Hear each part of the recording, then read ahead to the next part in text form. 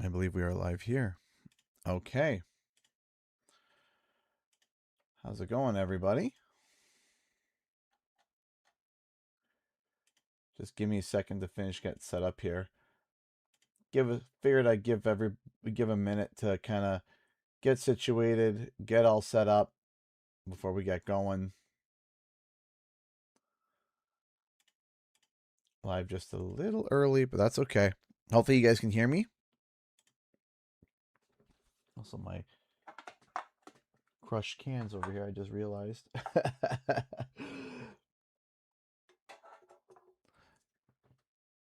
Gotta do recycling. Okay. Almost ready to go. Love the shirt. I bought this shirt years ago online from Hirubula. Hirabula. I feel terrible for mispronouncing the name, but I do remember. Hey, Nation First, how's it going? So we are live on both YouTube and Twitch today. We have a whole bunch of stuff that we're going to be talking about. Some good news, some bad news, well, depending on how you look at it, opinions, concerns. And then we can also hop into what you guys are thinking and try to answer some questions. The Spyro jacket that you guys have been seeing week to week, which is I think in the wash right now, is something that I got on Etsy. I got it on Etsy. Let me just get these links up and going. You can hear myself repeat over on Twitch. Don't want that. There we go. Just gonna send out the alert because I am technically, well, now I'm on time, but I started live a little early. Give me a second here. Today is episode 5 of the Spyro Yap Sessions. Send out the alerts. And we shall dive into what I have in store for this morning. Streams. And then I just got a post on YouTube, and we should be ready to go. Discord, Twitter, YouTube. I'll throw on Blue Sky as well, because I know some people are over there as well. Posts. And then we'll go to YouTube, post it on there, and then we're good to go. So, let me do this last post, and then we'll officially get started.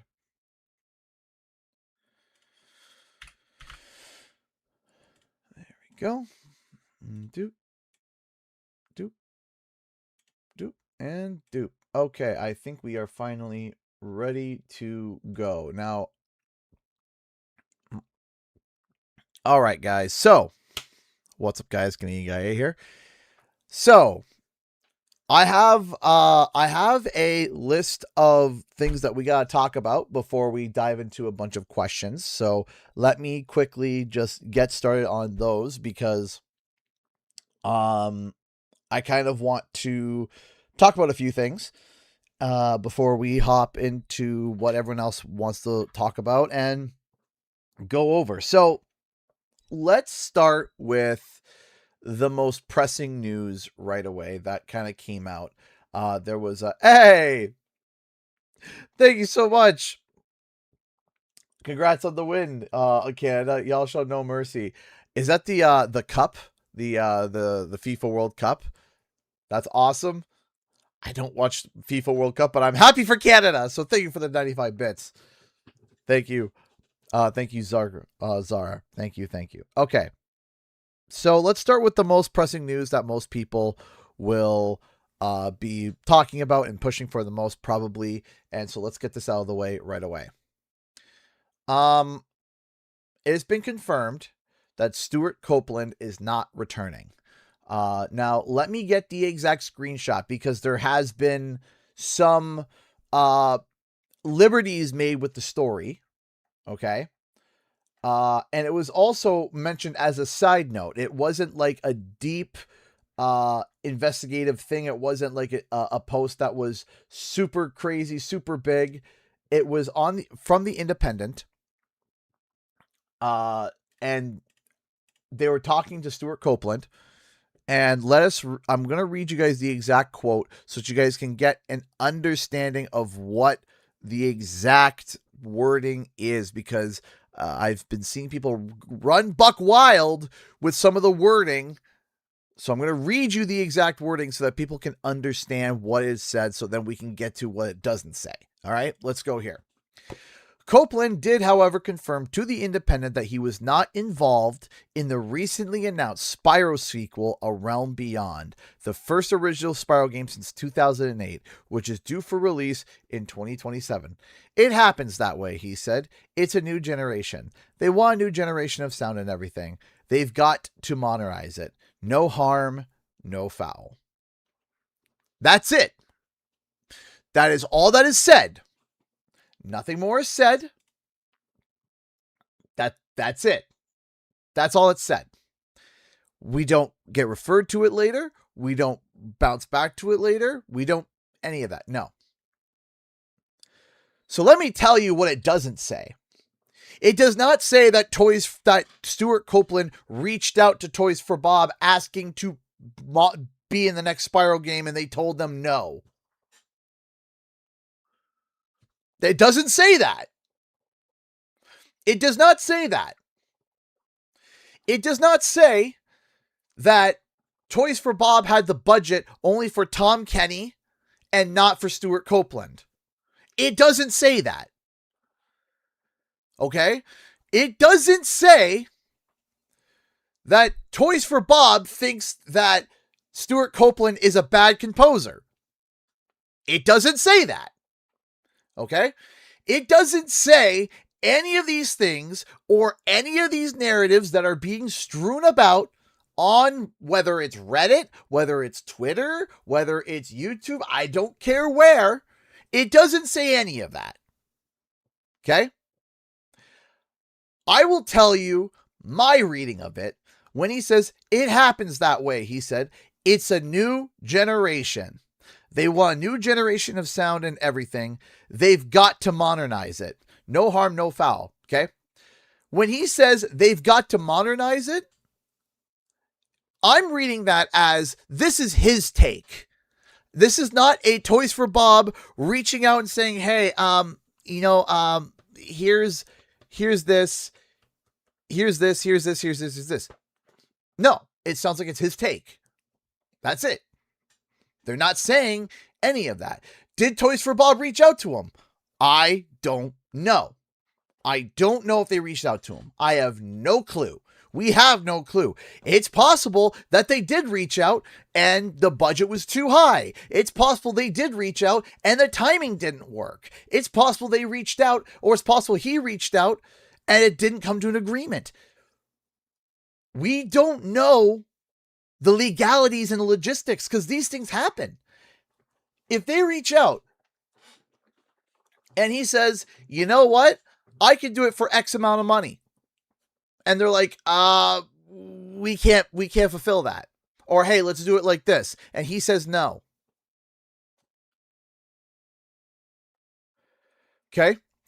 It said that he is not involved. It did not say they did not reach out to him. It's possible they did. It's possible they didn't. You know what the end of the day is? We don't know. We don't know if they asked or not. We don't know if there was contractual obligations. We have no clue.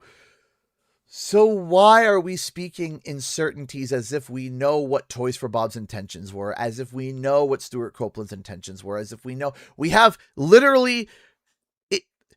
To call this, we have a paragraph. I know it's technically indented as 2 paragraphs, but we have a paragraph. Now, what is the big thing that sucks? The big thing that sucks is, yes, Stuart Copeland's not returning. Does that suck? Yes. Do I think Stuart Copeland is one of the best composers in gaming history? Yes. Do I think Spyro 1 is one of the best soundtracks in all of gaming? Absolutely. Does that mean that whoever they put in is going to do a lesser job? No. Does that mean that whoever they put in is going to do a bad job? No. Does that mean that we're not going to get bangers? No. Does that mean that we should not trust the new composer? No. Here's the thing. even if we look at Crash Bandicoot 4, which I will sit here and say that Crash Bandicoot 4's soundtrack was decent. It wasn't my favorite, but it was atmospheric. It did a job. There was nothing that was offensive, nothing that was repulsive. There was nothing that I heard. I was like, wow, I hate this. It was either this is fine to this is good, with an occasional, wow, that's not bad. That's a banger. Okay. That was Crash Bandicoot 4 soundtrack to me. To the people that are saying they no longer want to play the new Spyro game because Stuart Copeland is not involved, brother, that's like saying that you don't want to go to a restaurant anymore because they're not playing a certain soundtrack while you're eating your food. I'm sorry. Yes. Does music help with the experience? Yes. Is music a part of it? Yes. It's a part of the atmosphere. Yes. But does it attribute to, do you play games for music? No. It's a nice add-on. It's a nice addition, but no, you don't play games for music, though it is an important part. You don't go to a restaurant to listen to the music. You go to a restaurant to eat food. Okay. This is the mindset of saying, I will not play this game now because Stuart Copeland's not making the soundtrack. You didn't want to play the game to begin with because you don't want a new Spyro game. You want a Stuart Copeland vinyl, and that's fine. That's fine. Only if it's Guitar Hero. That's fair. That is the exception to the rule, but not the standard. Okay. So to all the people yelling and screaming that Spyro A Realm Beyond is now dead to them because Stuart Copeland's not involved, you had no investment to begin with. I'm sorry, you don't. And if you do, it's a fake outrage that you're trying to scream about. And if you do have an investment and you are saying that, you're having a fake outrage that is going to eventually lead to you actually buying the game and actually playing it in some way, shape, or form, while still complaining about it verbally online while internally you're enjoying it, which a lot of people do on the internet because that's what they want. They feel like if they yell, scream, and shout, they get what they want, and that they're suddenly going to turn around and throw out all the work that they've done on the game thus far in favor of Stuart Copeland. Now, would I like Stuart Copeland to come back into a soundtrack, like to do maybe the menu music? Yes, I would be glad to have that, but they're not going to sit here and just remove all the work that they've done thus far to appease Stuart Copeland, because it wouldn't even work. Because you have to think about it, if the game comes out in even, let's say, a year from now, okay? At the very most, you're now telling Stuart Copeland, stop doing your tour and go make a soundtrack for a whole game in a year and have it done before the game launches.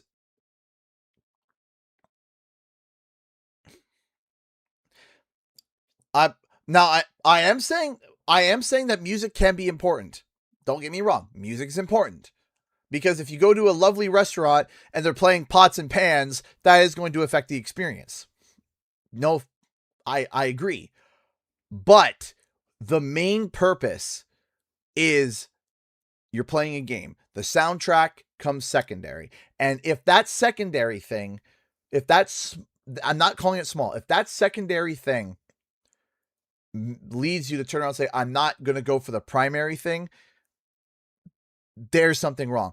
Do I think that the soundtrack will be good? I hope it'll be good. They have the experience for it to be good. We already have Stefan Vankopf that did the Reignited trilogy, okay? With the advice and overview of Stuart Copeland, right? He's already walked the walk once. He did the walk. He literally traced his footsteps for all three games. If anything, and this is where, here's a hot take here. You ready for this? Stefan Vankopf walked in more of the original trilogy's music than even, let me word this in a certain way. If you look at it a specific way, Stefan Vankopf did more music for the original trilogy than Stuart Copeland did. And I say that reminding you that Stuart Copeland had additional composing help, and there were a bunch of tracks made by an additional composer. I can't remember his name. Was it Brian or something or whatever? In Spyro, I think it was 3 and a little bit of 2.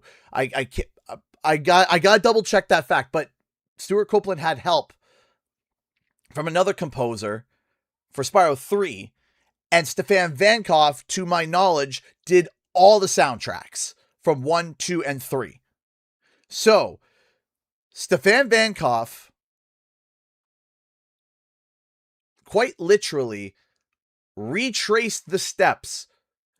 He relearned the sound fonts, he learned the intention, he learned the mindset, he learned it all from Stuart Copeland, and now it seems like, as far as I'm aware, he is going to now compose and help, or at least be a part of the production of, because Stefan Vankov is still at Toys for Bob for the soundtrack for the next game.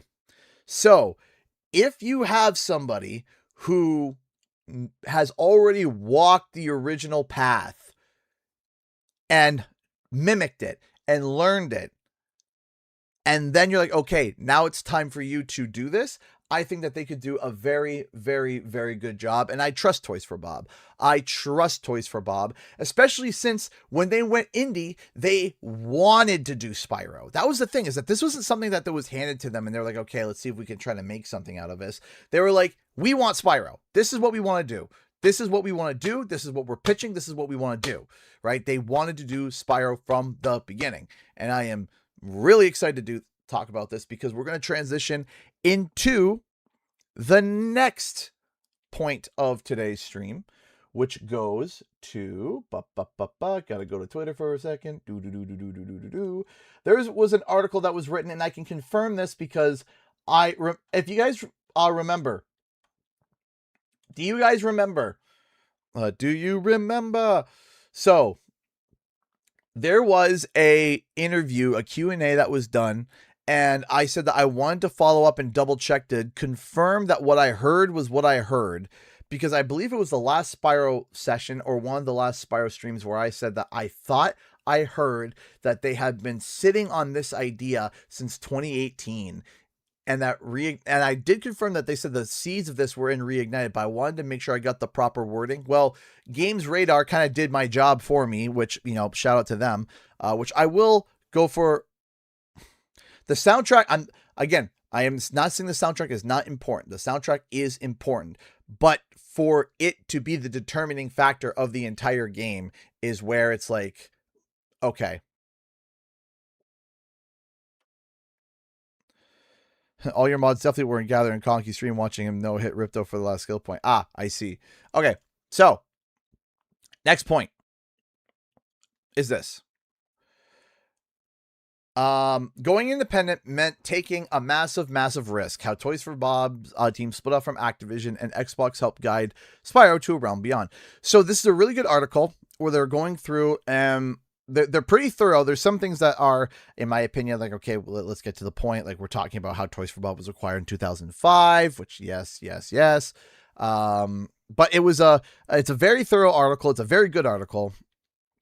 And they talk again about the fact that they did not want to work on Call of Duty. They were put on Call of Duty because things were falling apart. And I had said this a long while ago to some people, declaring that I was incorrect, where I said that Toys for Bob was shifted to Call of Duty because things were falling apart, that there was a corporate mandate. That is what has been said over and over and over again, that there was a corporate mandate for them to work on Call of Duty because that ship was sinking, and they had to get Raven up from support to main, and then they had to take Toys for Bob to step in and help with that, and also Overwatch 2, which has been confirmed and stated well over a dozen times.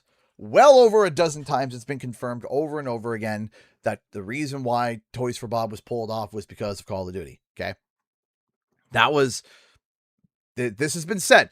If someone wants to yell and scream at me about anything, just read the article. It's there. This article, and we've seen interviews, and I can attest, and everyone can make a testament to saying, hey, this is what happened. Okay. Was that in 2022, they were pulled off. In 2022, as Toys for Bob was supporting. So in 2022 is when they realized, hey, we want off of this, right? So I believe it was 2020, I believe. Let me see if there was a line here that was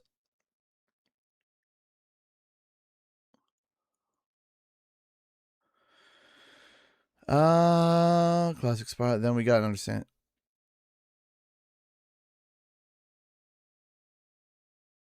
Yeah, here we go. As Yan explains, we spent time meticulously handcrafting the first 3 classic Spyro games for the Reignited trilogy, and we really got an understanding of the character during this period. And when we moved on to Crash Bandicoot, breathing new life into the series with a sequel, as well as an experimental multiplayer spin-off with Crash Team Rumble. It's a period of prolific creativity where Toys for Bob was able to leverage its growing confidence and expertise into long overdue platformers. And then the world changed.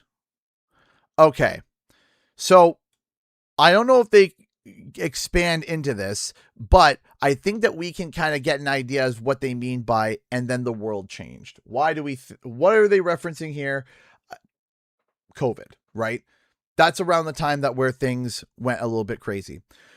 We leaned a lot after we shifted into the support structure to assist other teams with various initiatives, games, feature sets, and updates. We spread into a lot of territories that we weren't familiar with, or at least hadn't spent a lot of time with.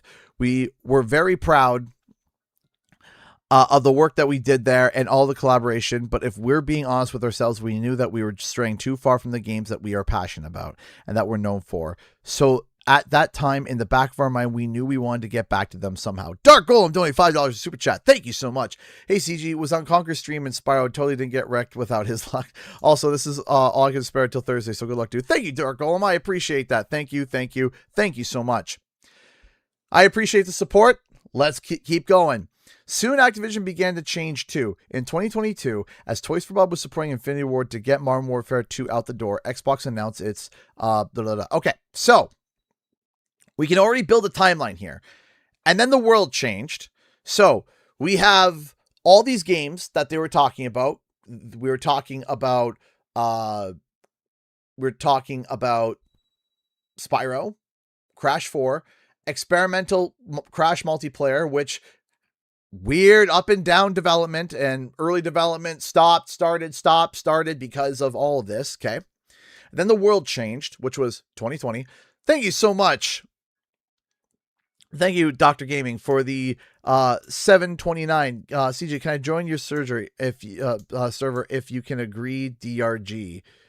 I'm not sure what you mean by that, but yes, we can. If anybody wants to join our Discord server, we do have a server. If one of the moderators could throw a link for anyone to join in, that would be great. Thank you so much for the support for the 729 AED. So here's the thing. Is that Activision began to change too in 2022 as Toys for Bob was supporting Infinity Ward. So already we could build a timeline here. So between 2020, but we already saw Toys for Bob release Crash Bandicoot in 2020, right? So if we were to hard cut it, even though there was I can almost promise you there was a month of wibbly wobbiness in the middle there, about a month between October and even November. But let's say a hard cut, okay, 2020 was mostly filled by the development of Crash Bandicoot 4, okay? Then let's say hard cut to November 2020, jumping to Call of Duty, okay? And then they had to change shoot in 2022 as Toys for Bob was supporting Infinity War. Okay, so now they've been working on this for about a year and a half or 2 years, right? So that gives you an idea as to what has been going on with Toys for Bob in general. So, in any case, let's keep going. They talked about the Toys for Bob studio was shuttered. A month later, it was all changed again. The studio secured its freedom. In 2023, Microsoft was in the process of acquiring Activision. This was a long, drawn-out process, which gave us a lot of time to soul search. To Elena! Thank you so much for the $50 donation. $5 from Grandma. She's watching. Please say, everyone, hi. Well, you still have 11 to 12 victory cells to place the Xbox show. I aim for the higher end to be safe. Might want to play them soon, too. Sets us aside to go to PAX West or PC repairs. Thank you so much. I appreciate that. Thank you. if you're unable to join the Discord, that is something that we are going to have to deal with at another time right now. We can't be sitting here doing a bunch of Discord stuff while we are live over on Twitch. So, hey! Conky sent 5 memberships. Thank you so much. Congratulations to Frisky Beavers, Master Pikachu, QC, Mr. Sick, Willie Lowe, for the membership from Conky. Make sure if you are here to say thank you to Conky, and thank you, Conky, for your love and support. We deeply appreciate it. Thank you, thank you, thank you so much. We appreciate that. Thank you so much. Give me a second here. Thank you, Conky. You are an amazing supporter. Thank you. So the reason why I bring this up is because we have been hearing pieces. This article up is because we've been hearing pieces and bits and things in between. Luzzy, how's it going? Because this article is actually really good because it kind of puts everything together. In 2023, Microsoft was in the process. We did a lot of soul searching to ask ourselves, well, how can we get back to the games we're passionate about making? I will read your comments in a second. So we got in front of leadership at both the Activision and Xbox level, says Yan. We proposed a really bold plan. We asked that Toys for Bob would buy back its independence, taking creative, financial, and organization control to spin off into a separate company, one where we could get back to the games we are known for and preserve the tight-knit team and long tenure that we had built over the years. There was a major caveat to this proposal. Toys for Bob needed the security of knowing that it would immediately receive funding for a project. So if Toys for Bob was going to spread its wings, it was going to do it with Spyro, the character that had first freed it from the trap of making Disney licensing games with Activision back in the early 2000s. Thank you, Dr. Gaming, for becoming a $2 member. J. King donated $5. What is something from the games outside of the Spyro trilogy you would like to return? I would like to see Elemental Breast return for combat and puzzles. Give me a second here. Let me finish my thought here, J. King, and I will answer your super chat. So, here's the thing. The other half of the proposal was that here is the big thing that I really want people to stress on. Here's the thing. The other half of the proposal was that the first game we would develop out of the game that The other proposal was that the first game we would develop out of the game would be a new title for Xbox out of the gate. I think it's supposed to be out of the gate. Would be a new title for Xbox. And that it would be based on a concept that we have been stewing on ever since 2018. 2018. They have had a concept. Whoever, when we say we, is it Toys for Bob as a whole? Is it Paul Yan? Is it a few leaders of Toys for Bob? Whatever the case may be, they have been on a concept that have been stewing on since 2018. They have come up with this concept back during Reignited. Toys for Bob had an idea for a realm beyond ever since they were remaking the original trilogy. So this idea that they're bouncing off of, this idea that they are creating, was seeded back when they were making the original trilogy, and they have been wanting to make since 2018. Evidenced by the fact that the first time that they become, evidenced by the fact that right when they become independent, the first thing they say is, we want to do Spyro. They have been working, and this idea has been in their mind since 2018. And I'm going to double check. So with what I just said is fact. What I'm about to say is potential fact, but will need to be double checked. Is that I believe that I had heard that they have been prototyping different things about the game through the years. So in between, while they're figuring out, the research for the game and, coming up with the ideas for the game, that they were prototyping this game. Okay. That they were doing a number of prototypes. As I said, that statement of them having multiple prototypes over the years and as they were going through and hoping to be able to make the game, please understand that I need to double check that. But I thought I had heard that during the Q&A, and I will be confirming that as soon as I can with either Paul or Lou or whoever themselves in an interview. I will be writing that down to make sure that I have it right. So there's that. And I think that that is something that is really important to understand, because if you've been prototyping things for years, okay? If you've been prototyping things for years, that can give an illusion to an employee that something is being worked on, even all the way back before it was even officially being worked on. That's all I will comment on that. So in getting prepared for today's Yap Sesh, hold on, I do got to answer the super chat that I was asked about to make sure that I get right. What's something from games outside the Spyro trilogy you would like to return? I would like to see elemental breaths return for combat and puzzles. I don't want elemental breaths necessarily, but I want elemental abilities. I think elemental abilities would be cool. Of course, I would love puzzles. I would love puzzles. Puzzles are a lot of fun.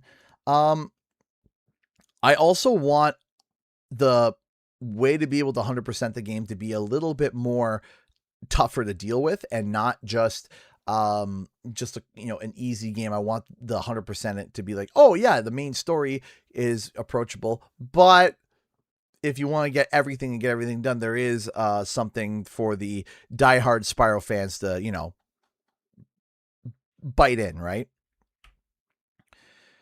Okay. So, does it mean that Activision did not let Toys for Bob do Spyro after Reignited Trilogy? Did they want Toys for Bob to do just Crash? So, let me tell you what I think. I'll tell you what I think, and we can go from there, and I'll explain why I think it, okay? I think that Crash Bandicoot has always been seen as the bigger IP over Spyro. Always been seen as that, and that's because it is, okay? So, Crash has always been seen as the bigger IP. My kids are screaming outside. The other thing is that Toys for Bob was originally scheduled to make a new Crash game. To my knowledge of how it worked, was after Insane, Toys for Bob was scheduled to make Crash Game. Crash Game started development very early, and then they realized, hey, we're working with Unreal. This is our first time doing this. We need practice. We need to figure things out. And so it was thought, what about we do Spyro? And so the early starts of Crash was paused, shifted to Spyro, and as each person finished their job on Spyro, they shifted back to Crash Bandicoot 4.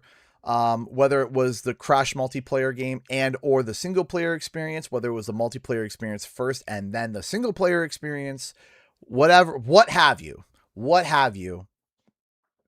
that is what I believe had happened. And because of that, they then turned and then were working on the new Crash game. And it was just a matter of fulfilling the contract of, hi, oh, you went to Tim's? Thank you, my love. Mom got you coffee. And got you custard. And you are so sweet. You're welcome. Mwah, I love you. You're welcome. I was hearing the kids screaming outside, so. Yeah. So, all right. I love you. Don't tell us what it is. We got you something at Costco for Father's Day. Oh, okay. Please go. Do not tell Dad. It's going to be really hard for them to keep a secret for this long. I know. Jonathan can't even keep a secret for less than 24 hours. You just want me to run through with my ears plugged, la, la, la, la, not listening? I don't know. I think you might just get it early at this point. Maybe, just to... I think that's just the best bet. Okay. I gotta finish this stuff. Oh, you're just finishing up? Oh, no, I'm not finishing up. I'm still in the middle of it, but I gotta get going.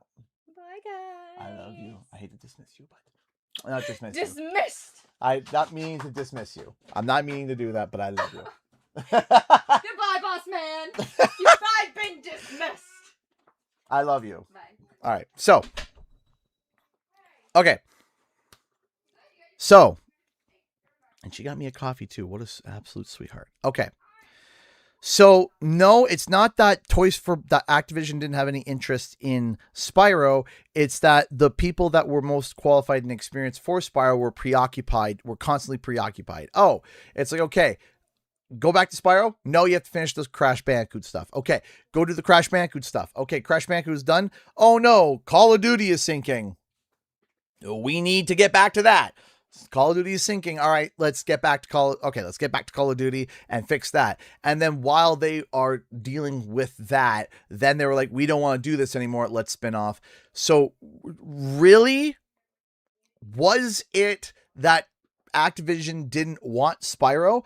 I don't know. I think it's that there were I think the better answer, in my opinion, was that they had their priorities set to other things, and that if Call of Duty finished up and there was not a tumultuous time within the gaming industry, that maybe eventually they would have gotten to Spyro, but it may have even been much later than what we're getting Spyro now. So Toys for Bob has been wanting to do Spyro since 2018. I need to stress that. There was a rumor going around on Twitter that Toys for Bob never pitched for a new Spyro game ever, and that is objectively, certifiably incorrect. It is incorrect. That rumor of Toys for Bob never pitching for a new Spyro game, that rumor of Toys for Bob not being interested in a new Spyro game is verifiably incorrect, and it is disproven with this right here. And it cannot, they have been said that they love Spyro, they've wanted to do Spyro, and they've been singing this concept since 2018. I am sorry, but in my opinion, others can have their own opinions, but in my opinion, this shoots down that narrative so fast. So many holes get shot into the narrative of Toys for Bob not being interested in Spyro, the narrative of Toys for Bob not pitching for a new Spyro, and this shoots this narrative down. And this was a narrative that was being talked about even before A Realm Beyond came out. Like, before A Realm Beyond was talking about, there was a narrative being thrown around on the internet, which, no, incorrect.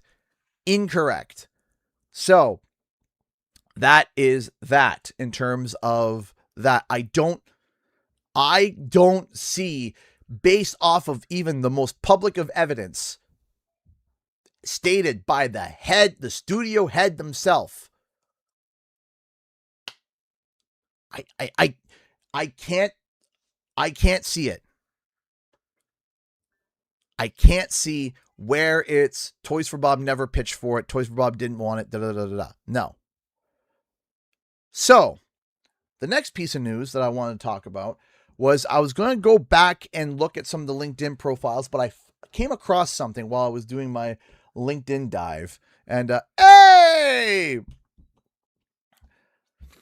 Thank you so much, Ties Corp, for the $20 super chat. I appreciate that. Have you heard through the grapevine of my Spyro 1 PC port yet? It has a custom renderer with a floating point math, so it looks pixel perfect, ultra wide support, and high frame rate. Speedrunner's testing it now. I have not, and now I am interested, Ties Corp. If you're on Twitter, or if you want to shoot me a business email for CanadianGuy@Outlook.com, please do. I would like to take a look at that. That would be something that I would be interested to look at. Ties Corp, thank you for the $20 super chat. And thank you for your work on doing a Spyro 1 PC port, because that would be something that would be really, really cool to experience, and something that I would love to see. Thank you so much, Ties Corp. Thank you. If you can, are you using the Spaghetti? Is it the Spaghetti Spyro engine via Unreal? I'm excited. And yes, I did hear about the CTR PC port. I did hear about that. So that's something else I got to cover. So, what was I saying? Yes. So while I was doing my LinkedIn dive, somebody who is, let me find the exact wording. No spaghetti, fully custom. That's interesting. That's really interesting. Okay. Yes, send me an email or a text on Twitter, and we could look into that. That's really cool. Where is it? I have so many tabs open. It's not even funny. It's it is kind of hilarious. So this is more of a mild update, but it is something that I think a lot of people either in the UK are going to be excited about, but I think also they are sending this stuff to distributors as well. But it's been confirmed that according to the person that runs this company, Fnatic, it's spelt an interesting way for fanatic, crazy about collectibles. It would seem that Fnatic is going to be getting Spyro merch, that they are getting official licensed Spyro merch, according to a LinkedIn post by someone who operates at this company. They're saying that there will be Spyro merch. It looks like it's shipping to the UK, but I think it also ships to America as well. There are some really good products here.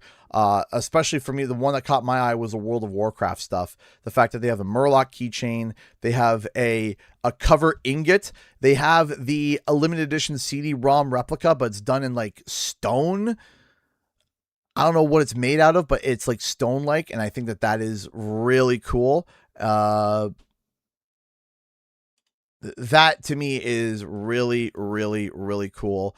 And this is the company that is going to be making merch for Spyro, according to a LinkedIn profile. So that is something that is really cool and really interesting. Now, I want to confirm something else.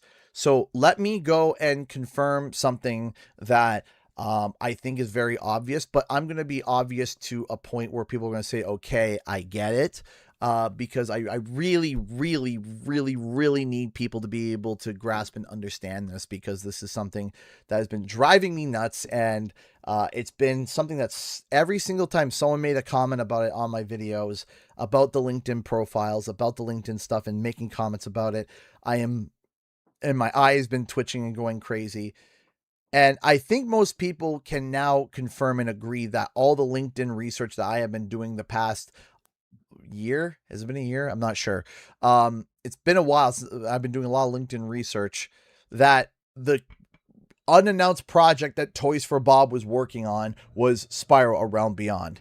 And I really do think that it is very obvious that we can retroly look back and point and be like, yes, this was Spyro A Realm Beyond. But I am going to make sure that there is no doubt by curb slamming, the point, because I'm tired of it. If we go to Andy Henson, who is the lead art manager at Toys for Bob, okay?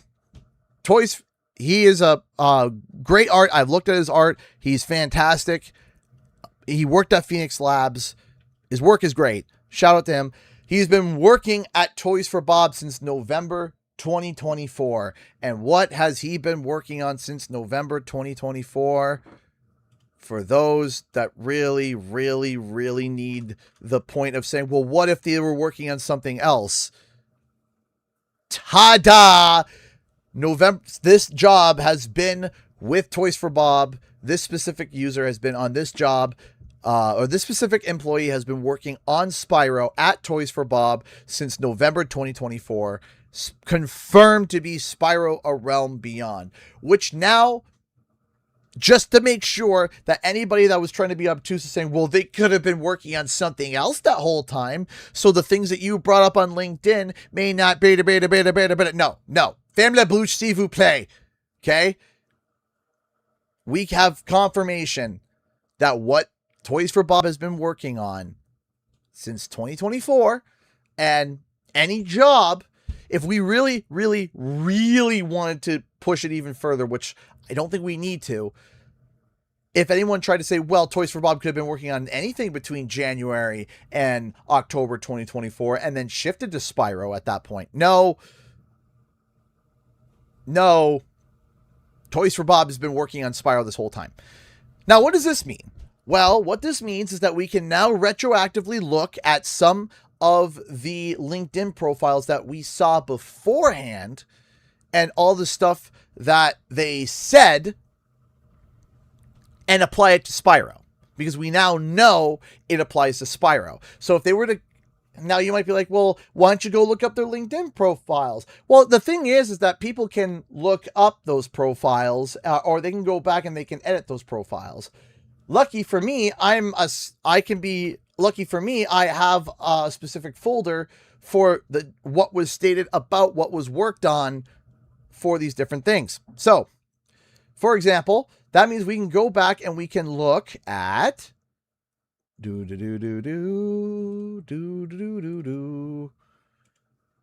was it that there we go. That means we can go and look at Adam Heteni, which again, I had mentioned these in my videos. So for people who are big regular viewers who've been sitting down and watching my videos for a long time and been watching every video, you guys will know who this is already. But if you are new here, or maybe you weren't a big believer in Spyro, or maybe you missed the video, or maybe you forgot, whatever the case may be, we're here to cover this again real quick. Cats and Gardening donate €250 through Super Chat. Hey CG, any Crash Bandicoot leaks lately? Nothing that I can comment on right now. I don't want to comment on anything right now because the information I have thus far is shaky at best, and I don't want to sit here and start talking and saying things that I don't know if are true or not. It's very shaky. So but we will get back to that. I'll give you a hint and an allusion to what I have kind of been leaned towards is simply that the fact that the Crash Bandicoot movie has been hit with a copyright and stuff is a good thing. It's a good thing overall because it may lead to more products being made in the meantime incongruent with the movie. That is where I will draw the line at, and speculative and, still doing research. So that's where I will put it. But thank you so much for the 250. Okay. So, hi, Slave Knight. How's it going? So, if we scroll down here to November 2024, which we know is Spyro, because that is also when Andy started his work at Toys for Bob. So, anybody that tries to really get obtuse about it, design, lead, and manager for all combat and character topics on an unannounced action-adventure game, owning core combat feel and gameplay features, player movement, enemy and encounter design, game balance, and progression. So, what does this mean?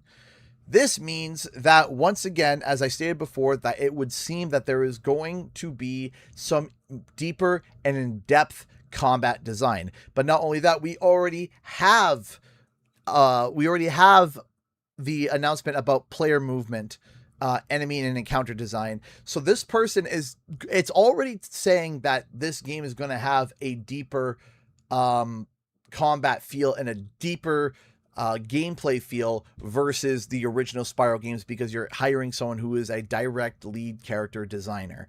And we did a history on Adam Heteni, and every single one of his games that he has worked on has essentially been an RPG. I think it was like there was one game that he got a special thanks for that wasn't an RPG, and of course this game, but every game that he has worked on has essentially been an RPG. So you don't hire somebody who is a specialist in RPGs and stuff if you don't have any RPG elements, but it's also confirmed to be an action adventure game. So this is where I have been saying that there would be RPG elements. I've been saying that there's going to be RPG elements in this for a long time. And if you really don't believe that I've been saying that for a long time, we can go back and we can just look at the thumbnail and the title of one of my videos real quick. Back in November 2026. Okay. I had the video, Spyro 4 is now an RPG, new listing reveals new hints, all the way back in November. So this video was posted. I had gotten the small detail work there, but we can click here and we can just take a look. November 26, 2024.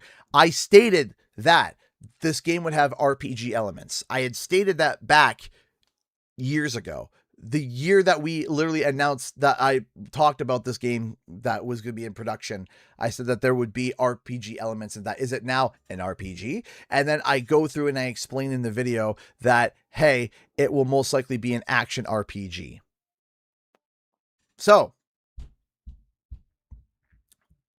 this, not only that, if we really want to push it, which I will push it, we can go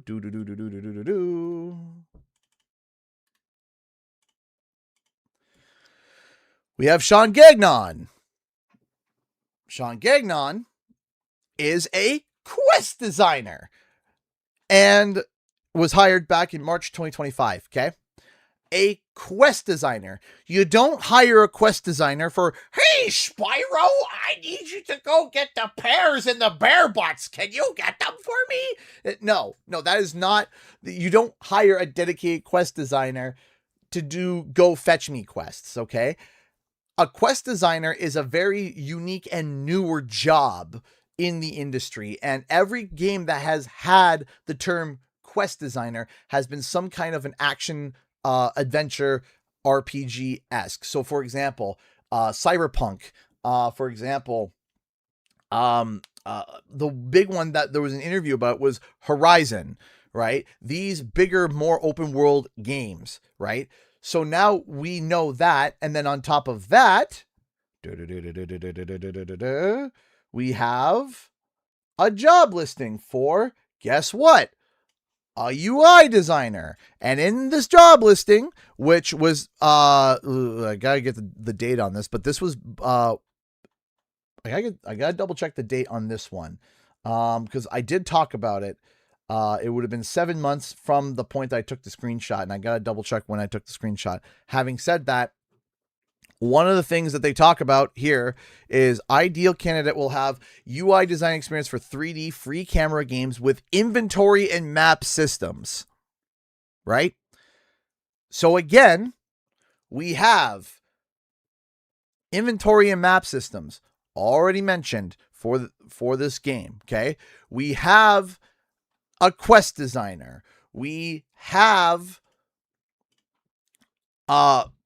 a lead character designer who has a deep understanding of action RPGs, right? And the timing of all of it was while at Toys for Bob. And is there more? There may be more.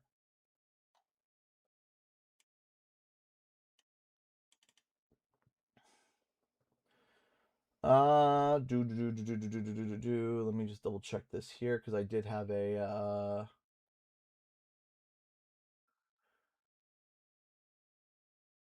because is there something here that expert in Unreal Engine, that there it is.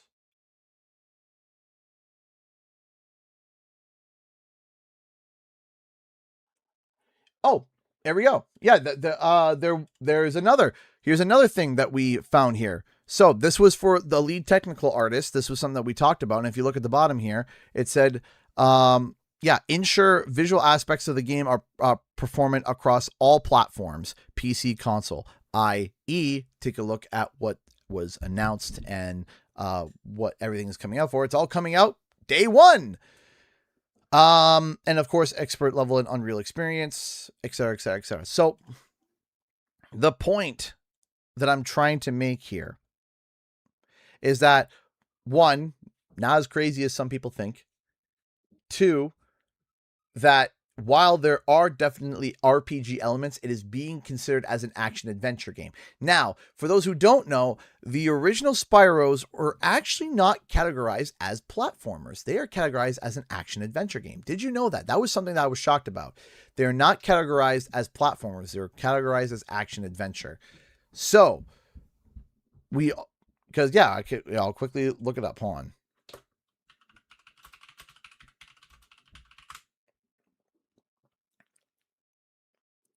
They are considered as, if you go to, according to the Wikipedia, it says single player platform action adventure. No, we can still call them platformers. Absolutely. Platform and action adventure. So it is considered, so it is considered a platform action adventure, but it's still considered overall as an action adventure. This is considered an act. So yeah, if we cut back here, we can see on the wiki, we can see on IMDb across the board, Spyro is considered as, oh yeah. And actually, you know what? I can really emphasize this, because if we go to the right here, if we go to Steam, we can see that it is considered, there is 3D platformer, adventure, remake, action. These are the popular user defined tags. Where is the actual defined tag by the dev? Where is the defined thing by the dev? It is right down here.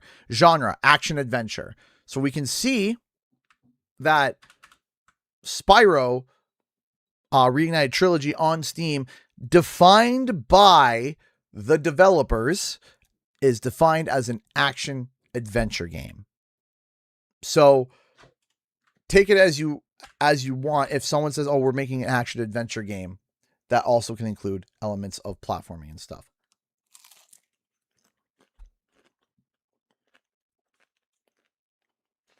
All right. So now that I got that on my system, I've been going on for about an hour. So now I'm going to voice two additional concerns. And then we're going to shift it to questions that we can try to answer. And then we'll figure it out from there for the rest. Cause I was wondering, I was like, man, am I going to be able to fill an hour? And I very easily filled an hour. Now, I have two concerns. So, one, and it's a concern that I'm already seeing. I'm already seeing it, and it's driving me nuts. And I'm going to show an example of it with a piece of art that was posted on Twitter by Shadow Babe. And I thought it was hysterical, but it is also a representative of what I am concerned about, of what is going to be coming.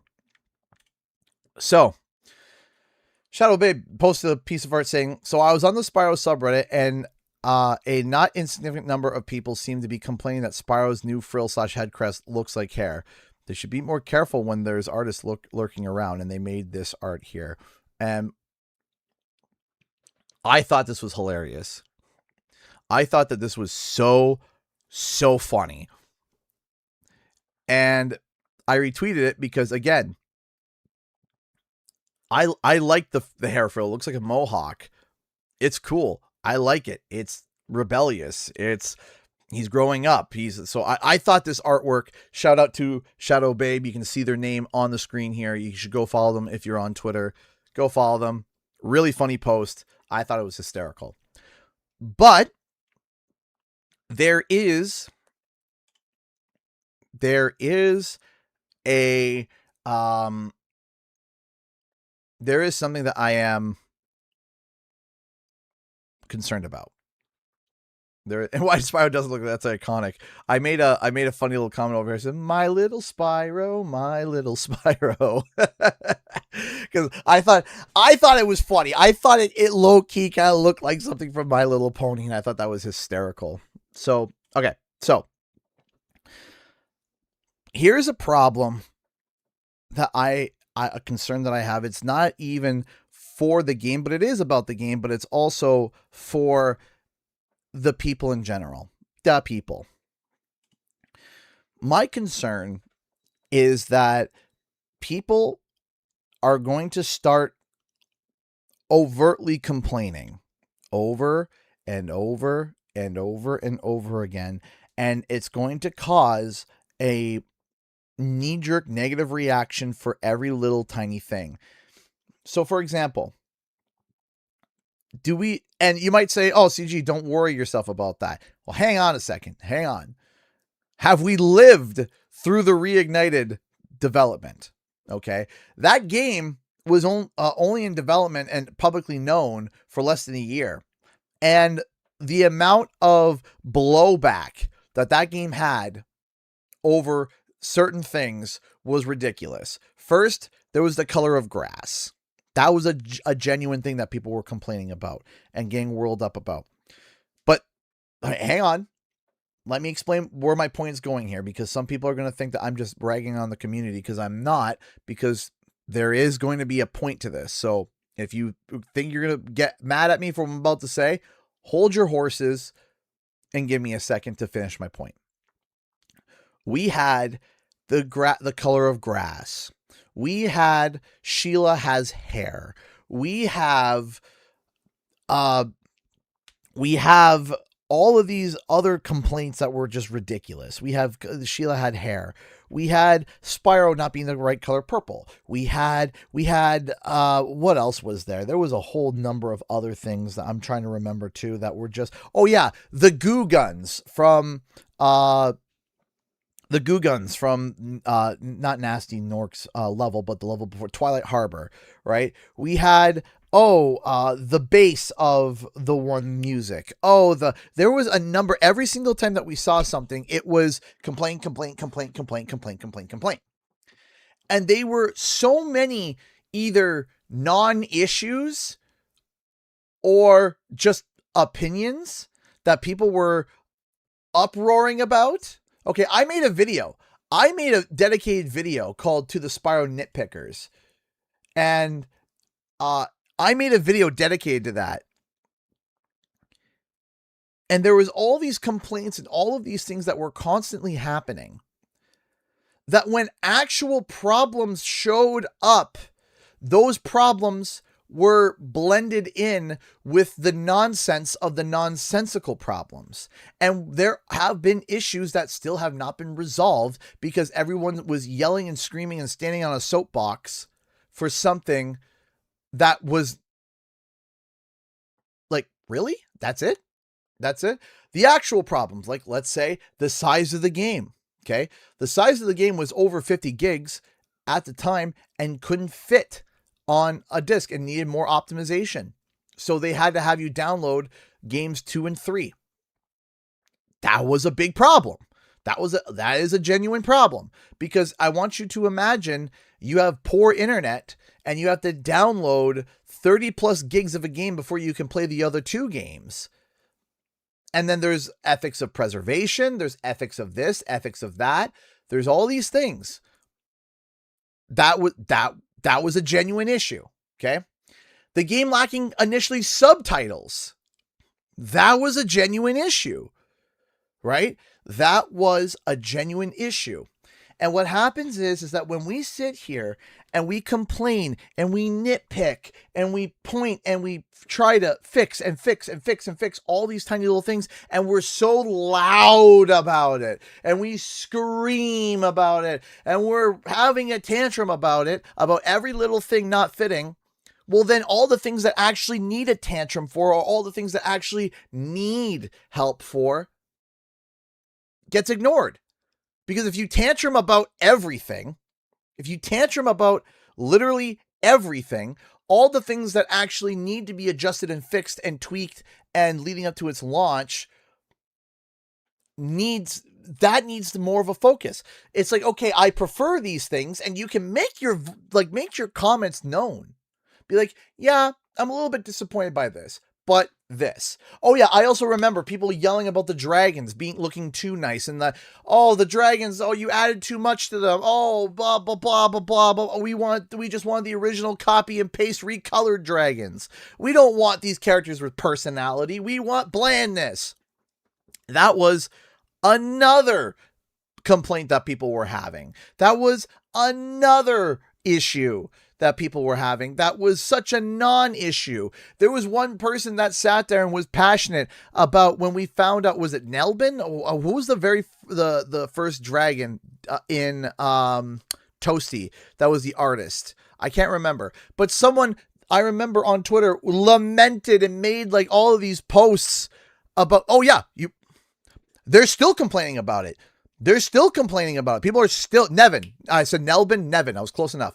Nevin, being an artist, they were like, oh, they ruined Nevin. He was my favorite dragon. He meant so much to me. I was like, brother, he was a copy and paste of 30 other dragons. Recolored. What are you talking about? You want to see their complaints? You want to know why? I have receipts. I don't say things without bringing up receipts. Hold the show, because I still have it. Do. I have the receipts, for they're in my comment sections. Why? Because specifically I made a video about the designs in... Excuse me. All right.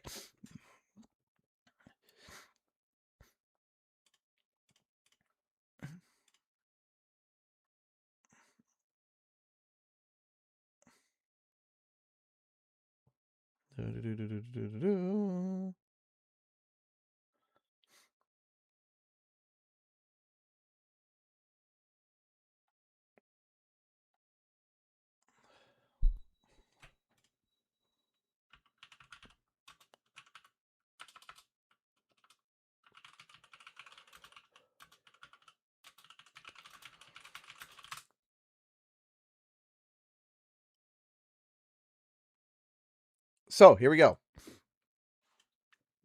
I made a short about the old designs and how I was like, hey, this was like the original take before they decided to add more. I don't know. I like the old designs better, to be honest. I miss simplicity of the originals. I just wish there was an option to switch to the classic graphics like a medieval. I'll take the classic dragon designs over the overly fat, furry dragon designs they decided to come up with. They should have kept the plain Jane dragons. I like the plain Jane look of the dragons. Honestly, I was never a fan of the clothes or the swamp, hickey kind of vibe they gave the swamp area in Spyro 1 remake. Nothing beats the original.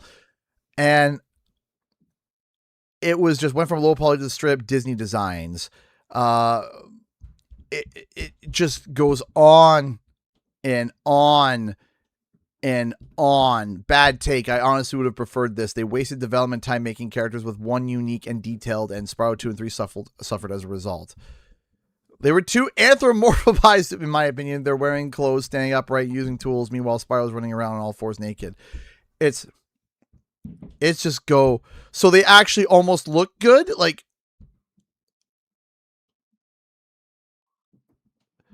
it was just on and on, kind of too much. Like, what are we talking about here? What are we doing? Like, what are we talking about? So this is the type of things. The dragons have literally always been semi-bipedal. I know! You're right! You are right! You are correct! They've always been semi-bipedal. And it just blows my mind that so many people are still complaining about this. Let's be honest here. The game is almost 10 years old and you're still complaining? What are we talking about here? And so this is what I'm talking about, where we get to the point where people are still complaining. And there's so much complaining about things that are non-important issues that the actual important issues get sucked in. You can say, I would have preferred that. Fine. That's your opinion. But when you're sitting there and you're thrashing about and having a tantrum, and people were thrashing and having a tantrum back then, it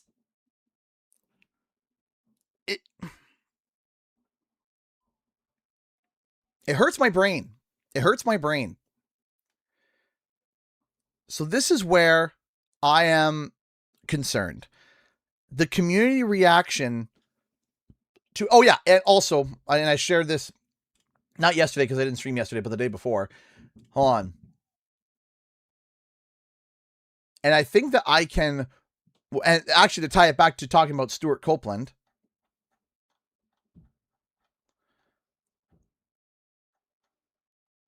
gotta find the post. Gotta find the post. Gotta find the post. Post. Here we go. Was this the post?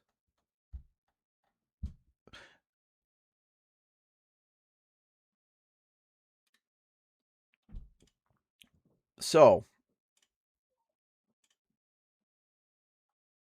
there was that. Then we go back one more time. And then we go to my, no, it's not the design analysis. What video was it? Sorry, guys.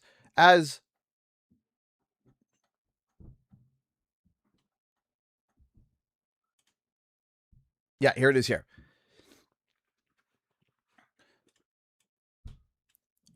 When I said, man, there's been a whole bunch of comments. I received 28 comments, and some of them weren't as bad as this, but this is kind of like a take care.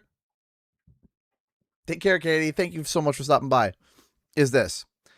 Copeland won't be making music for Spyro Realm Beyond. Quote, this is the worst possible news you could possibly give this game. As a fan since 1998, this would legitimately keep me from buying this game. DEFCON 1 level disaster.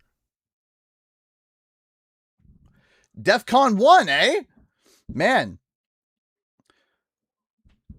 And then on top of that, now this is the antithesis of what some people are saying. This is the antithesis of what some people are saying over the internet and over on Reddit and over in certain communities, which I'm just sitting here. I'm like, oh, brother. DEFCON 1, it gets worse. Same person. Where I posted about how Toys for Bob brought back its independence, from Xbox and Activision. So they worked with Stuart Copeland back in 2018, but basically said, nah, we don't want you back for our new concept. This game needs positive news cycle ASAP because it's already crashing.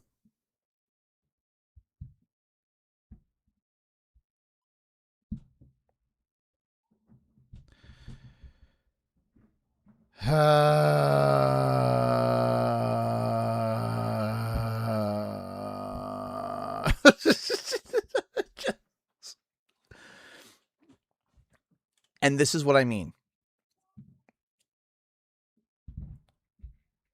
This is what I mean. When the community begins to start yelling and screaming, and everybody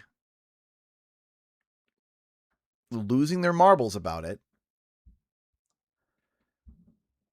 you now get reactions in areas that don't need reactions. You're getting people ramped up in a tizzy over nothing, or over an opinion, or over a, hey, I would really like this.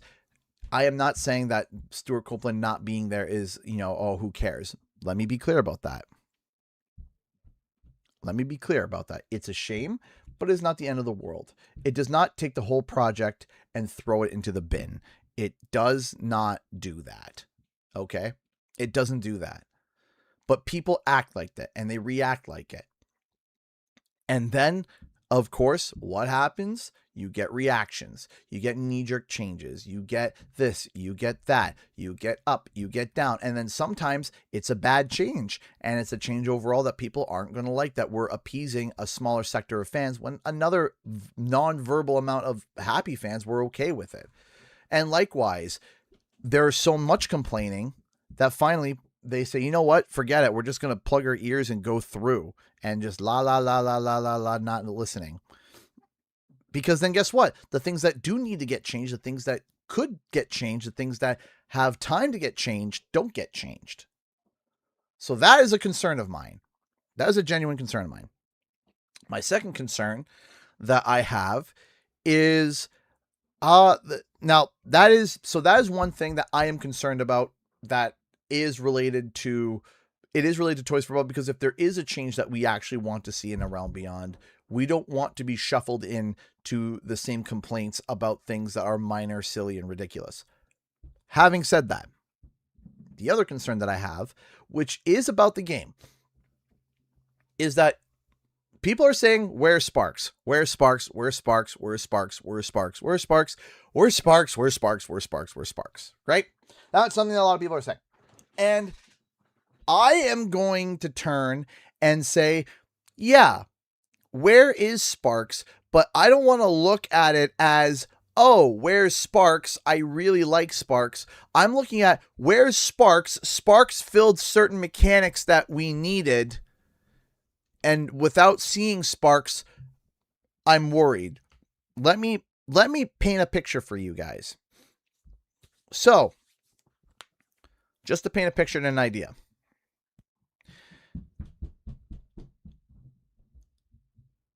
We are told that Spyro is stuck in a realm beyond, and that it would imply that he can't get access to his friends. Now, when I asked about this in the Q&A, I was told we're not going to be talking about lore-related questions at the moment. And so that perked my ears up to think, oh, us not seeing Sparks is related to lore. Okay, that's interesting. Maybe they initially get separated. Maybe they initially... but then another thought occurred to me.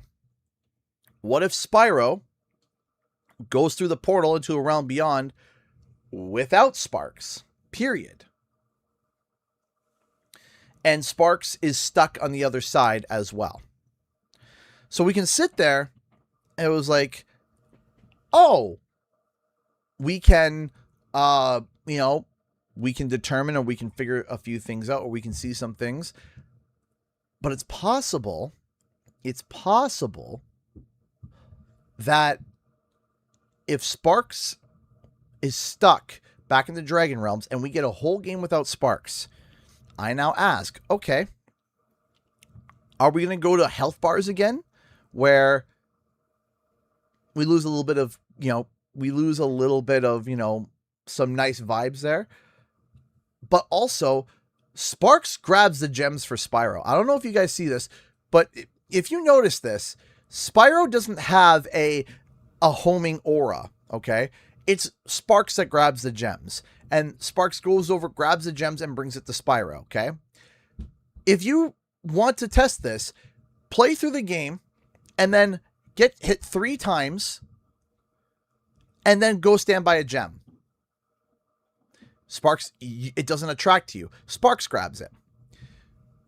So now, when we go to a realm beyond, we know gems are involved. We've seen them in the trailer. These collectibles are involved. So does that now mean that we now don't have Sparks to be able to do that if he is stuck on the other side?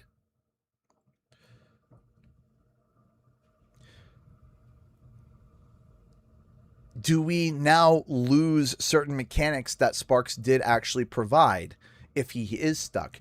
And why are we not seeing him? The Gem Finder. Why are we not seeing him? Is it because he has gotten a design change? Is it because he is not in the game? So that is where my question lies, and that's where my concern lies, is that we either change Sparks too much, Sparks doesn't join the adventure, and if he doesn't, what are you going to have replaced for these mechanics? What are you going to be replacing with? Are you just going to be like, oh, Spyro will just have a health bar and just and all the gems will just auto suck to him? Really? Really? That's it? That would be really, like, I would be really concerned about that.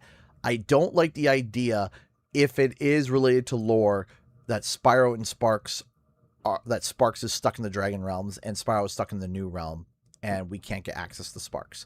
That is something that I am not, that I don't like. And then, yes, actually, Rennie, there is a concern there where I hope that they don't push it to where they go too far with the emotions, because I do know that, if you guys don't know, dragonflies actually have a shorter lifespan while they're flying.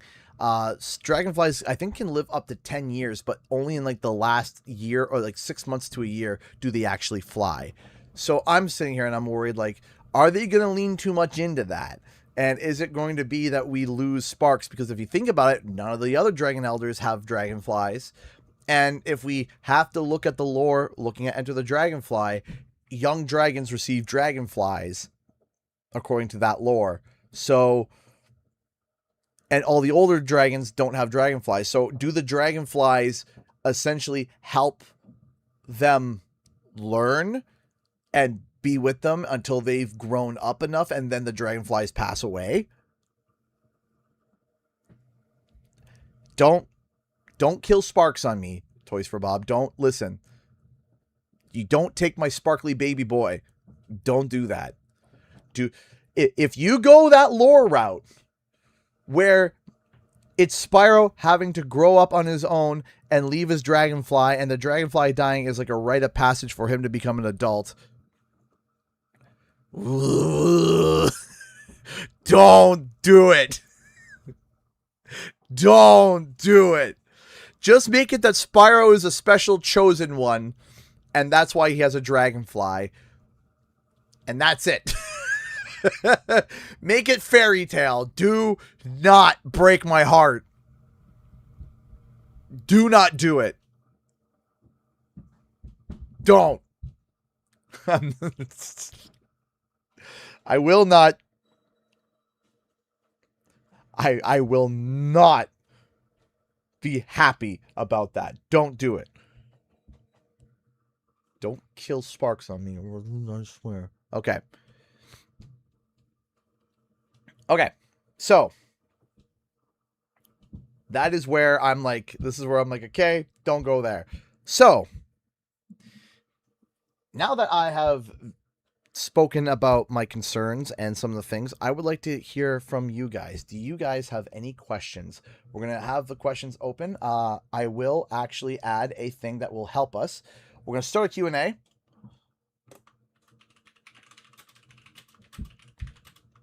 We're going to start a Q&A because the Q&A is going to be much easier for me to be able to actually read from. So I have set up a tab over on the YouTube chat. It's a small enough viewers over on Twitch so that we won't need to do that. But we have a bigger audience over on YouTube right now. So if you guys have questions, you can ask them away in the Q&A, and I will read from there. And we can go from there. Questions about A Realm Beyond, please. Let's try to keep it there. I understand we have Crash fans in here, and I get it. But let's not have just free-for-all questions about Crash Bandicoot unless it's related to A Realm Beyond. So we want to make sure that we try to keep it there. Let's go to our first question. Looking at the diving concept art, you can see Spyro's tail in gliding or flying position above the meteor slam. I'm not quite sure what you mean. Hang on,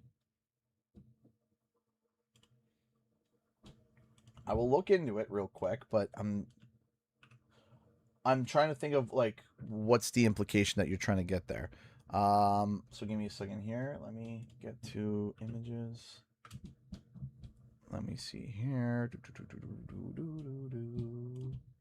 We'll go with Spyro 4. I'm gonna look at the social media posts. So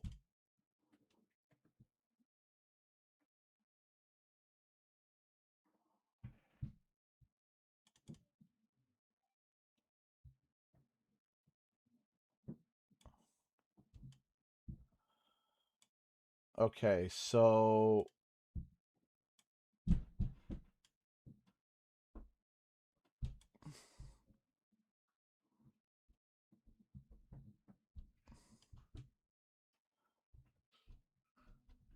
I see what you mean, but I'm not understanding what you're implying. So 1 second here. Let me just get that set up. I'm just not sure what the implications are here. So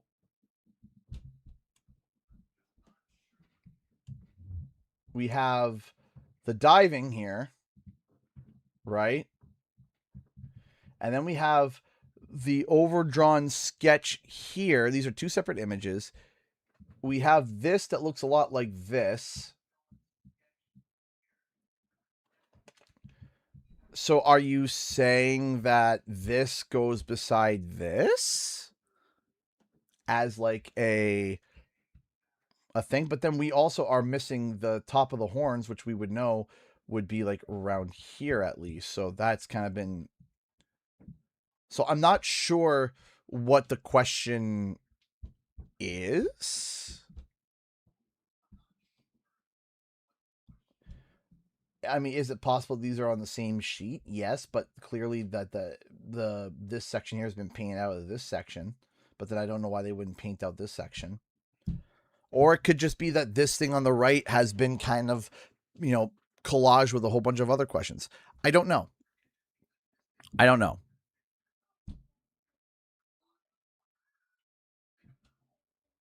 I'm saying that I think it might be something that Spyro does while gliding that we haven't seen.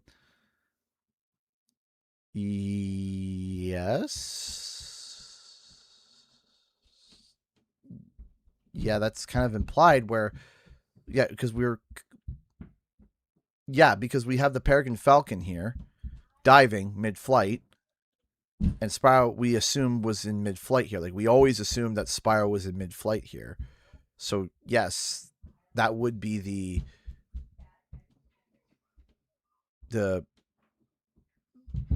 assumption, I think. Sorry if that doesn't answer your question. Do you have any concern about the new design of Spyro? I don't have any concern. No, I don't have any concern right now. At the moment, I don't have any concern. I still want to see it. Like, I want to see the in-game gameplay, but so far, no concern. Would the game be a collectathon like Banjo? Hopefully not. I don't think so. I don't think you're going to have a giant open world collectathon. You kind of want something that has collectibles, of course, but not a giant collectathon like Banjo.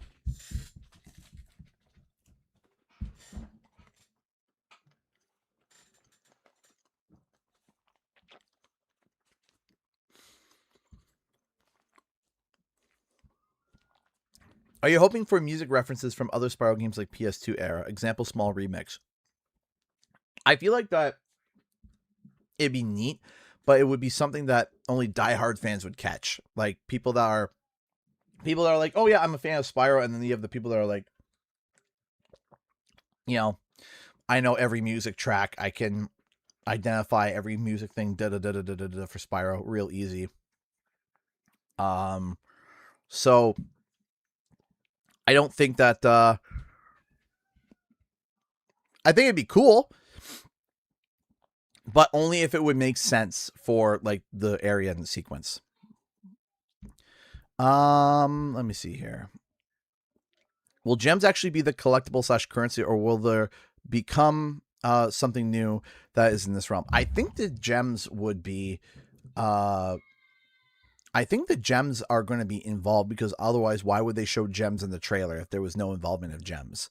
So I think gems will be involved, but I do think that we'll probably get new collectibles. There was something that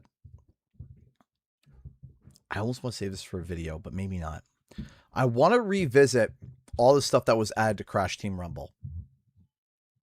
I want to revisit it.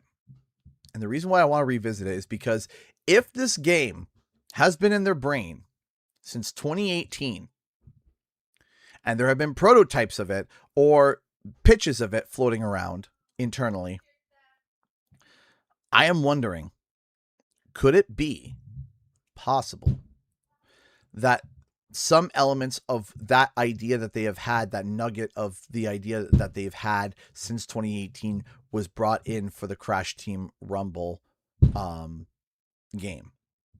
Because if you remember, there was Dragon Essence. If you remember, there were certain dragons. If you remember, so I'm curious. I would really, really, really, really like that. I would really like that. When do you think a demo will come out for this game? 2 months before release? I hope that there's a demo. I think that they would have to turn and look at the stats of how Crash Bandicoot 4 did with its demo, and how many sales did it push, and how many things did it go for. And I think that that would be the determining factor. Or if Xbox, I'm not familiar if Xbox pushes a lot of demos or not. I'm not familiar if Xbox pushes a lot of demos. They might try to make the demos Xbox exclusive. But still, you can get the game on PlayStation. But if you want to try it, you would have to get an Xbox, right? So there's that.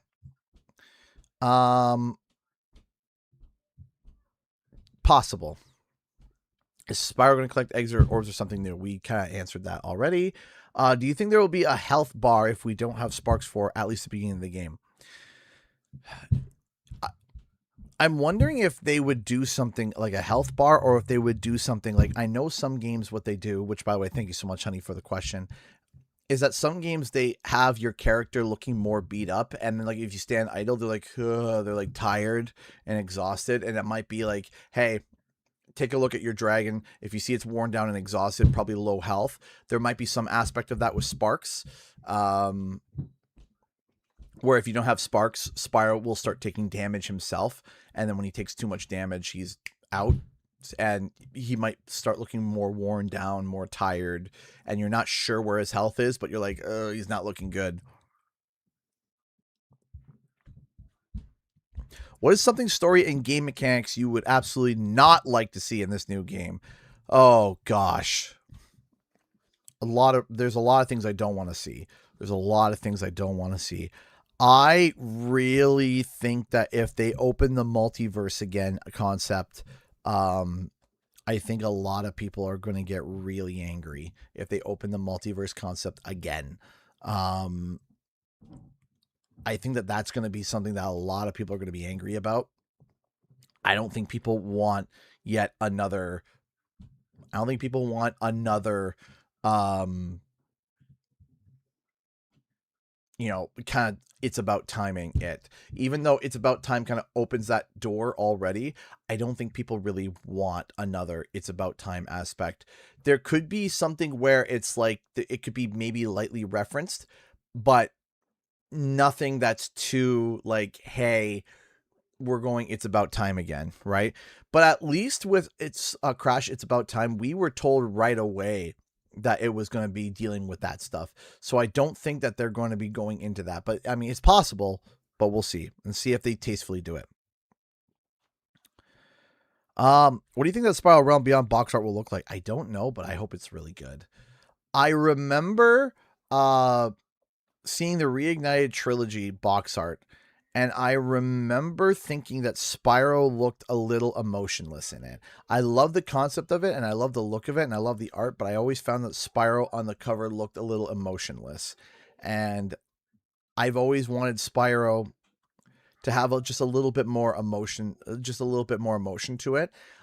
Not that I hate the Reignited art, I still love it, but I just wish that Spyro had a little bit more, like just a smile, or just, because he kind of looks like, honestly, like his face kind of looks like the meme, do you have games on your phone?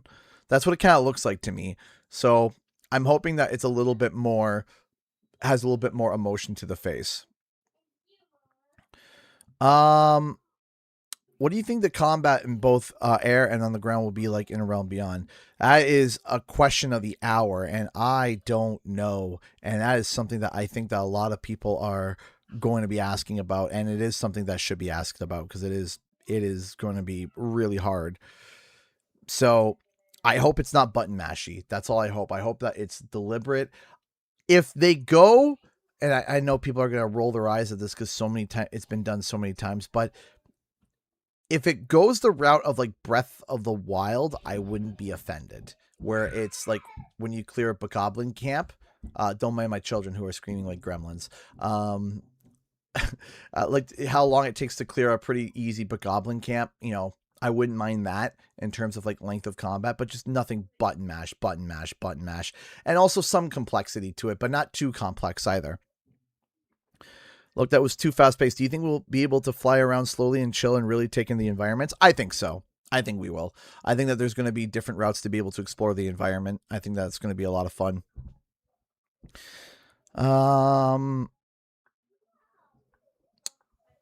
CG, with Spiral Realm Beyond, what type of enemy are you hoping to see and introduce into the series on one that hasn't appeared in the original games? So with the idea of the scavs, I think it'd be really cool if it was different types of scavengers. That's what I thought. It'd be like, oh, you're facing vultures, you're facing hyenas, you're facing, creatures that basically eat carrion, that are known to eat, like, that's their job. Their job is to scavenge, and they're just terrible creatures that's all they do. I would love to see that. We're going to keep the questions open for another 10 or so minutes, and then we're going to go to concerns, and then we're going to wrap up, because I do got a birthday party I got to get to. Will AI be used or not in Realm Beyond? AI steals art from people, puts it through a blender, and calls the results art, so it's very important to me that no AI is used. So I will say that I think that Toys for Bob is aware and knows that people are very anti-generative AI. Now, hear what I said there. Generative AI, Gen AI, okay? I am not saying AI period, because we already have AI in our systems, in our phones, and our editing software, and in the video game industry. And there is such thing as good AI. Like there's AI topical mapping, there's AI this, that, and the other, where it's like, okay, it does a lot of the laborious work for you that people don't like to do. It's not just make a model for a character and then you're done. You have to weigh the model. You have to make sure that the texture applies right. You have to make sure that the mapping is right. You have to make sure that nothing glitches and that the code works. So, and there's already an onboard AI for coding where you can manually check the code, and then the AI can be like, hey, that's probably not going to work, and here's why. I think you should fix that, right? There's there's development AI, and then there's generative AI. So, and I think that we are not going to see generative AI, but we probably will see AI in the terms of development, because that is already kind of hardline into business already. Like it's already here, and it's been here for a long time, right? So there is a bit of a difference for that, but I don't think that there will be Gen AI. Let's see here.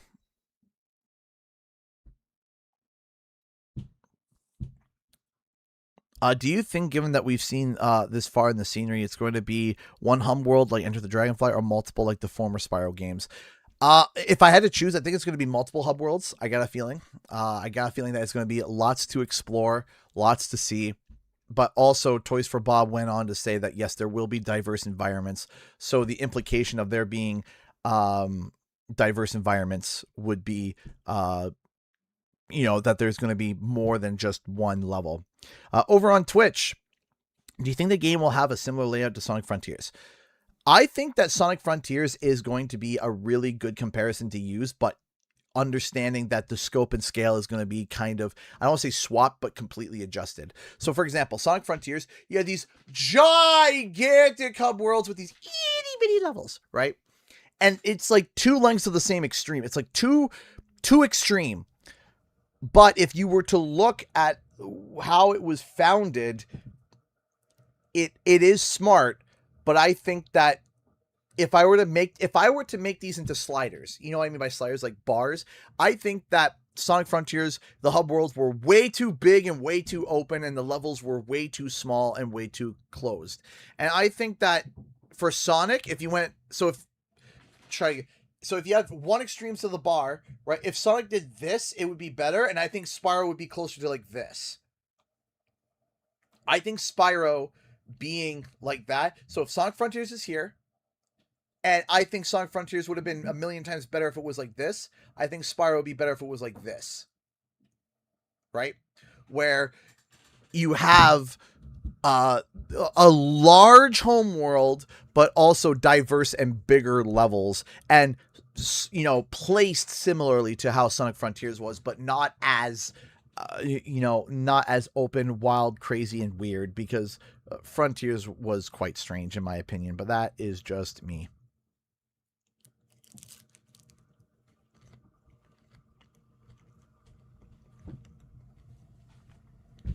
Okay.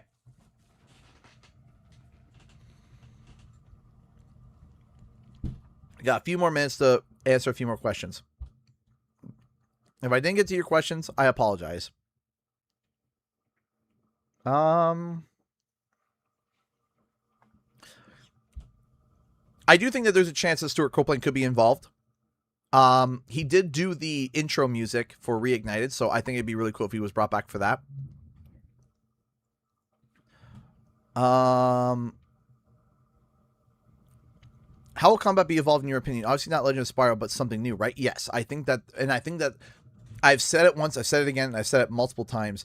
Combat is going to be a big thing about this game that is going to be real hard to balance. It's going to be really hard, and I don't know how they're going to do it, because I don't know how they're going to do it, because it's hard. it is going to be hard. I don't know how you're going to be able to balance the game to make it feel good and not be button mash spree 10,000. So do you think the lore's new design could be for Realm Beyond? There could be some aspect of that. That's one of the things I was thinking about when I was thinking about going back to... I'm going to try to rapid fire some of these questions because I don't want to... if I might not read your name, but I might answer your question or try to. When you look on the Batman Arkham Knight flight concept, do you think we can expect something like this? How would the looks, platforms, aspects? I think a lot of people are making comparisons to Arkham Knight, but I think that I still am believing that the WoW Dragonflight is a much better comparison than the Arkham Knight, because that's just me. I think that the Dragonflight is a much better and more poignant comparison, especially when you look at the environments and stuff. I think that, in my opinion, I may be wrong. I might be wrong. But I do think that the Dragonflight is a better comparison than the Arkham Knight comparison.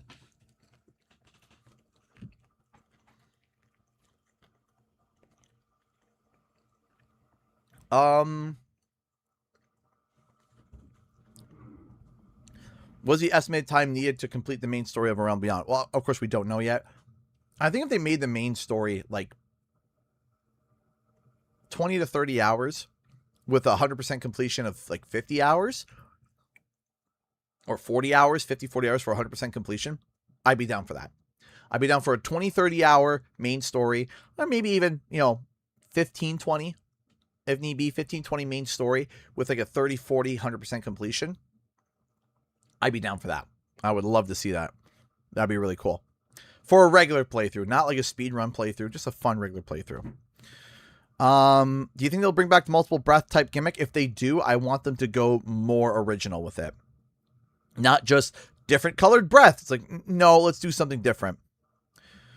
Do you think this would be an animated series for Spyro since they did the Skylanders one? I do think that Spyro an animated series would go better than a Spyro movie, but I would be open to both.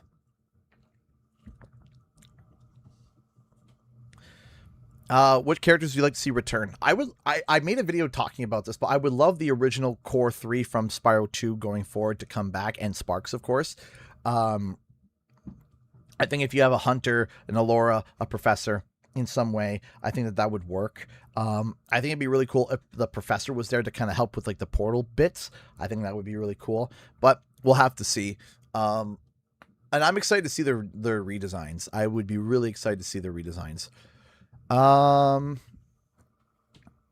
we be sure that ARB won't be like TLS in terms of game? Well, we can already tell by mechanics it's not going to be Skylanders. We can already tell. Okay, I don't know if you guys ever played some of the original Skylanders games. Some of them were slow. Like the gameplay was really slow. Not all of them, but the core. But whenever you played Skylanders, the core gameplay loop is pretty slow. And we can already see just by the gameplay alone, it's not going to be like that. We can see already it's going to be open world. Now, do I think that it will take reference from maybe TLOS? I think that it's inevitably going to have to because of its nature. But I think that that's not necessarily taking from TLOS, but it'd be more of just taking from the genre that TLOS is also in, that many other games also share with those concepts.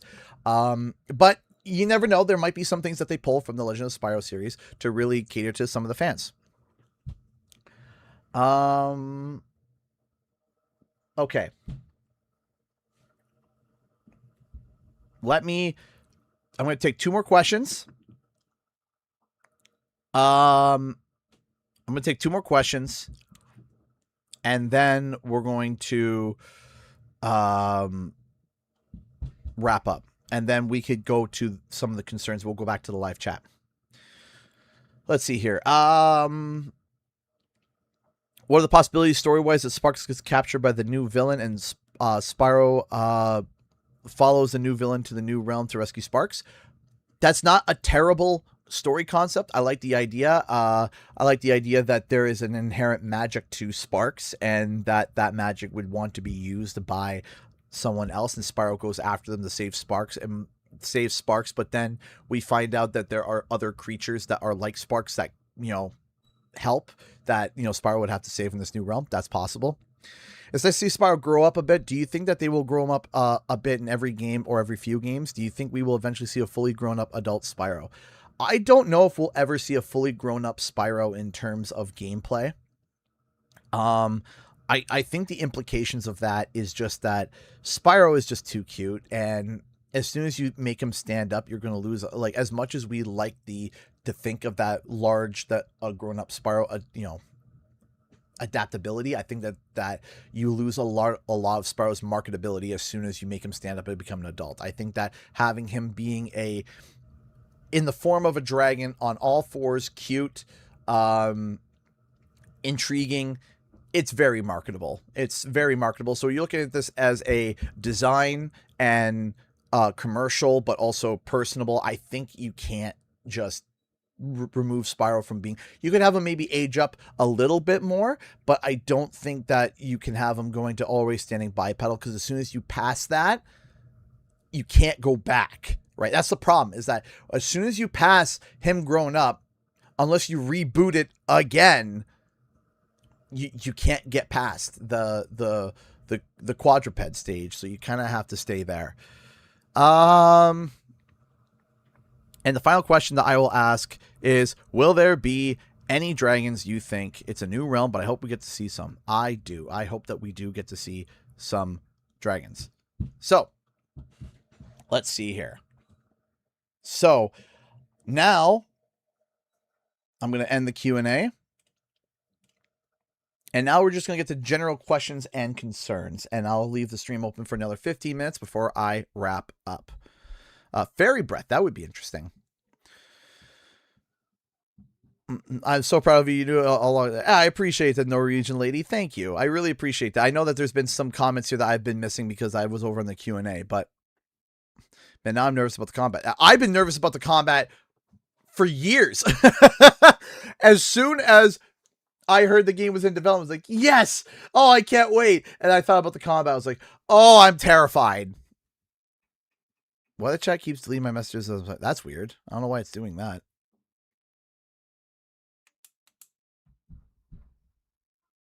Some music for you to use for your own trailers for Realm Beyond 60. Okay, I will double check that I got that. Do you think we'll get any accessibility settings like motion blur, button remapping, and all of that? I would hope so, especially with us going to PC.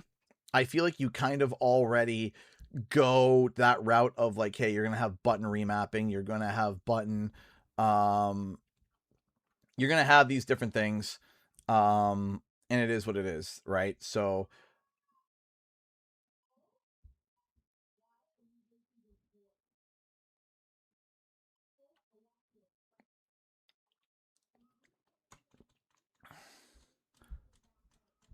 yeah, grown-ups probably be pretty OP.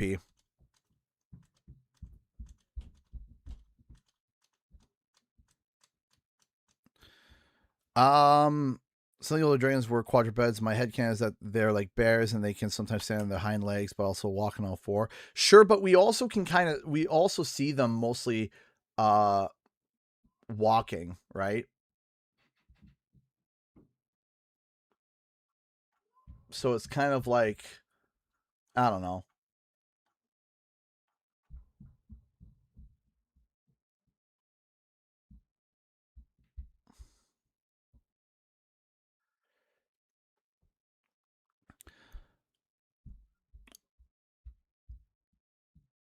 Thank you, Renee Johnson. I appreciate that. Let me double check, make sure that nothing has gone crazy, because things have been going crazy. I think moderate combos are fine, but not like Street Fighter combos, which is weird.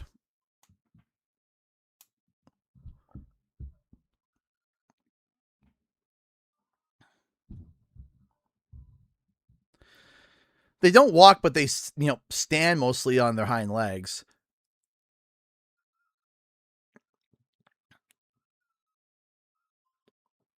Less colorful. Do you think the game looks washed out or I okay. I'm going to say this. I'm going to say this about certain things, which is something that I am kind of okay. What we saw was alpha gameplay. right? That's what we saw was alpha gameplay. The game still is still in development. We may be a year out, right? We might be a year out. And this is where I'm like, okay, we need to wait. We need to wait before we start talking about things that are washed out or things that are not colorful enough.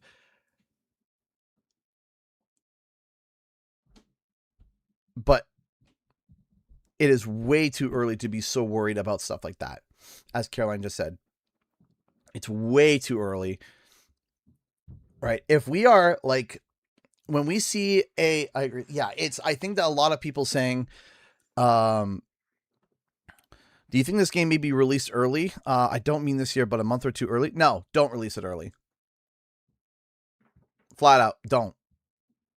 You want to know why? Okay. If you have 2 months to polish your game, do it. Find every bug. Find every issue. If Toys for Bob sits there and says, okay, we can go gold. Oh, we still got 2 months? Keep fixing. Polish. Cook more. Adjust. Tweak. Make better. Improve. What can we adjust? What can we do? It's shippable, yes, but hey, we got 2 months to make this better. Let's do that. Don't. Right? Let them cook. Let them cook. In my mind, I'm already thinking summer 2027. I know it says spring 2027. No, my brain, let them cook till summer 2027. Sorry, like, we're too close. It's too close to the September release date anyway.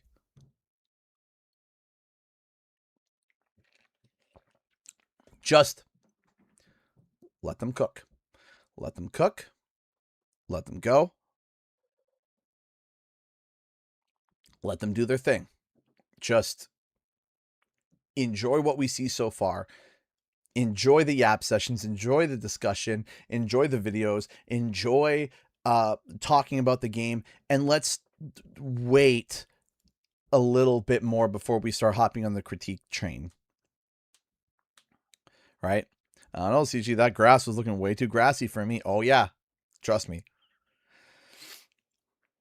Way too grassy. Too much water. It's, you know, the IGN the IGN thing, too much water.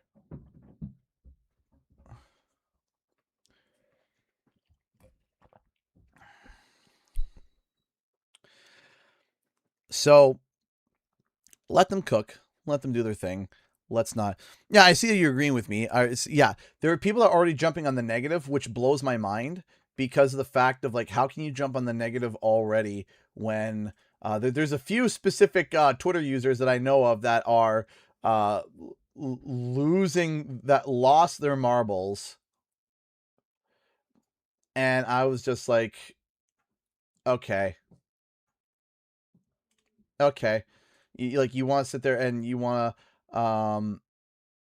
to sit there and yell and scream and shout and all these other things when we haven't even seen enough. And the thing is that you're just going to look like a moron if they turn around and you're saying it looks bad, oh, how terrible it is, and then all of a sudden it turns out to be looking good. It's going to be like, well,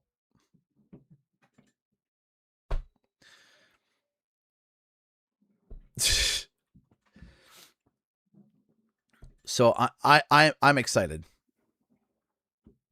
right? But I also can say, hey, I think we could have gotten a little bit more than 7 seconds of gameplay. I think that's my main complaint is that, hey, could we not have had 20 seconds, 30 seconds of actual 7 seconds? 7 seconds. That's it. Really? That's where I'm complaining. That's where I'm complaining. I'm like, really? 7 seconds? Couldn't have, just a little bit more? That would have been really nice. That would have been really nice to get just a little bit more than, 7 seconds.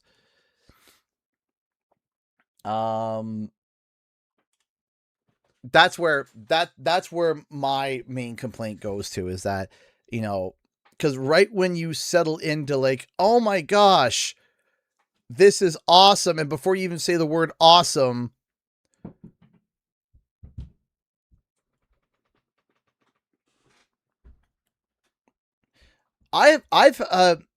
people are allowed to have criticisms. That's fine.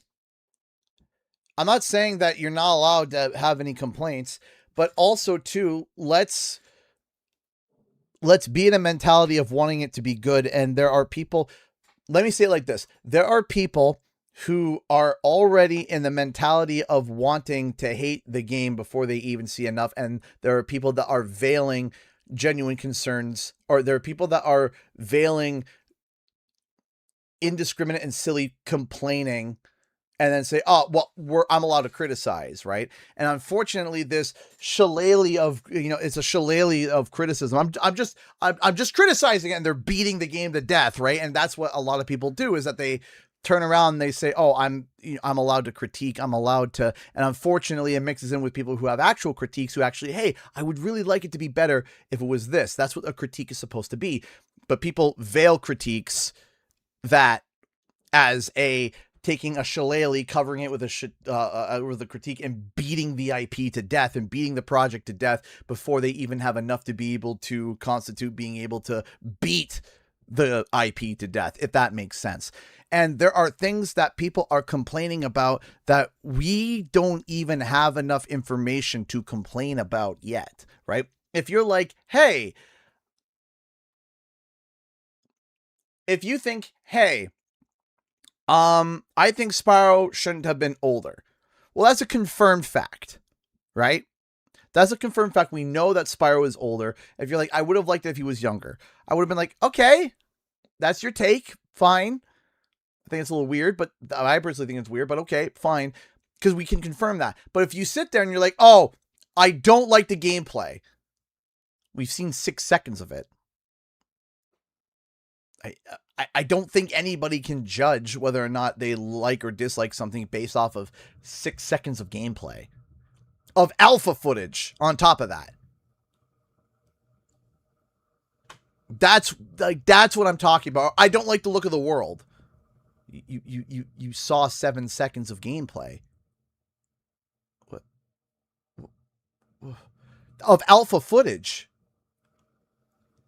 Right? Like that's where I'm like, okay, we shouldn't be, or like, oh, what do you think about the colors of the game? The colors, it's an alpha still. We're not even there yet. We're not even there. Let's get the game finished, right? Let's get it to beta. Let's get the game to beta. Right? Then we can say, hey, we'd like the colors over here to be adjusted. That one might be better. And, oh, I don't like this. And, oh, it would be better if it was over here or whatever. Okay, but let's get the game to beta. Okay? We can't be it's like saying that you don't like the flavor of the pie before you even know what the flavor of the pie is, and it's still cooking. It's still cooking. And luckily with games, things can be changed, and some things can be changed really quickly, other things not so much. So it's a matter of, if you sit there and you say, I wanted just a die-hard Spyro experience and nothing else, and I wanted a Spyro, an original Spyro experience, just like the original 3 games, just further expanded and with nothing added on top of that.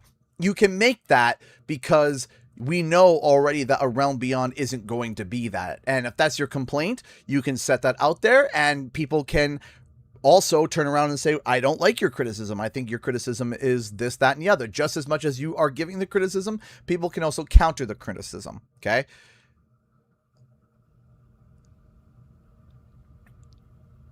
So just because someone has a criticism also doesn't mean that you can't turn around and point to the criticism and say, I don't agree with that. Right? You can say that. You can say, I don't agree with that, and here's why I don't agree with that. My quick take on the music. I'm sad that he's not showing up, but it's okay. I trust in Toys for Bob. Let them cook. That's my short TLDR when it comes to music. And it doesn't ruin the game. I'm going to wrap up with this.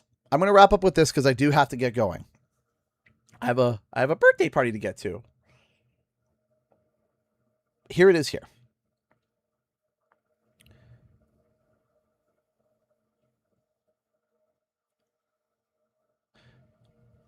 People are allowed to give criticism. Of course, people are allowed to give criticism. But also understand that people are allowed to also counter your criticism with other criticism and disagreements as well. We're allowed to do that, and it is on equal ground. Right? I'm allowed to say, hey, this is too early to criticize. And I believe that I could be objective in the fact that when I say that we only got 6 or 7 seconds of gameplay, we can't determine whether or not the game is going to be amazing or terrible. We have no clue. We can give a tertiary response, but we can't critique it. Because how are you going to critique 7 seconds? Imagine if I showed you 7 seconds of a movie. Just 7 seconds of a movie and let you know, hey, it's not done yet. It's not color corrected. The visual effects aren't in. I showed you 7 seconds. Can you critique that 7 seconds? No, nobody can. You can't. You just can't. If I take a pie that was won awards and I took a piece of the crust off, the tiniest piece of the crust, and hand it to you, can you judge how good even that crust, that crumb of a crust is? You can't. You can't. You just can't. You can't say, oh, that gameplay is the best thing I've ever seen. Because it's not. It's not. It's also not the worst because we don't know. But I'll tell you what I do know. And I'll tell you why I'm excited. Flat out. So you sit there, why are you so excited then? Why are you so excited for 7 seconds of gameplay? Why are you so excited? You want to know why? Because it's Spyro. Led by Toys for Bob. That's all I need to know to be excited for. That's all I need to know to be excited. It's Spyro. It's confirmed to be coming back. And it's made by Toys for Bob. Done. That's where the buck stops. So yes, I can be excited and hyped for that 7 seconds because it's Spyro. You make it not Spyro, you turn it into Bolero, the Spanish dragon. I don't know. Okay? I'm suddenly not as excited. I'm not as excited.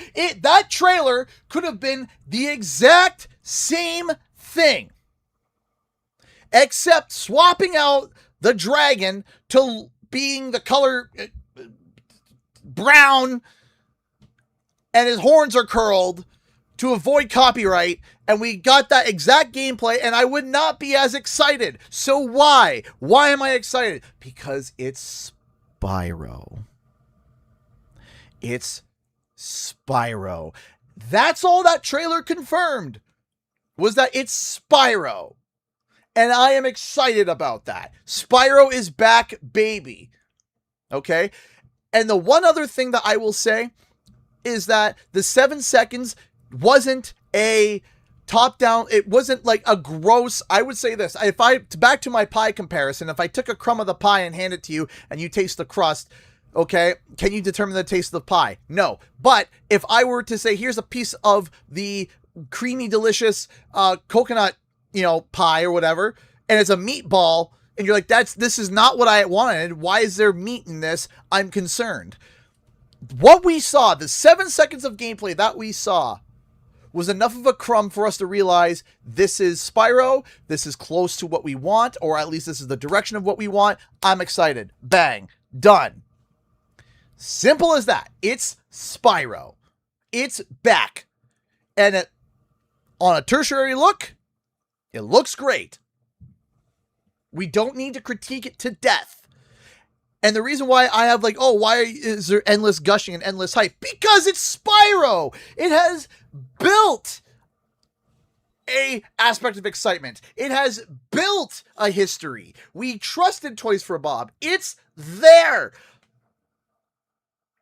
And that's why we are excited. That is why we're saying you don't need to critique it right now. Why? Because there's nothing much to critique.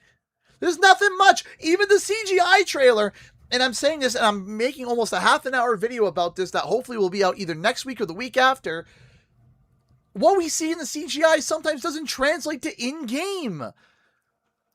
Because we've seen it before, where we have the CGI trailer versus the actual in-game model, and the in-game model and the CGI trailer don't look the same.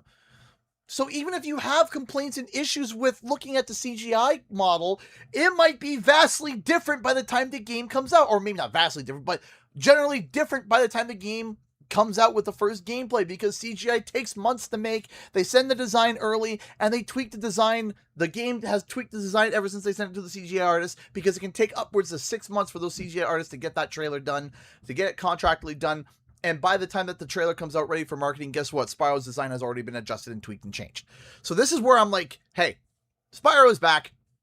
I'm super excited because why? It's built on the merit that it's Spyro, and that 7 seconds of gameplay isn't enough to be able to sit there and determine that the game is going to be absolutely epic and the best thing we've ever played, or the worst thing, or anything in between. The only thing that 7 seconds confirms is that it in general looks like Spyro. That's it.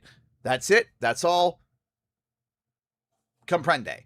And I'm a Spyro fan, and because I'm a Spyro fan, and because I love Spyro and I love the previous Spyro games, based on that merit alone, I am excited. Right?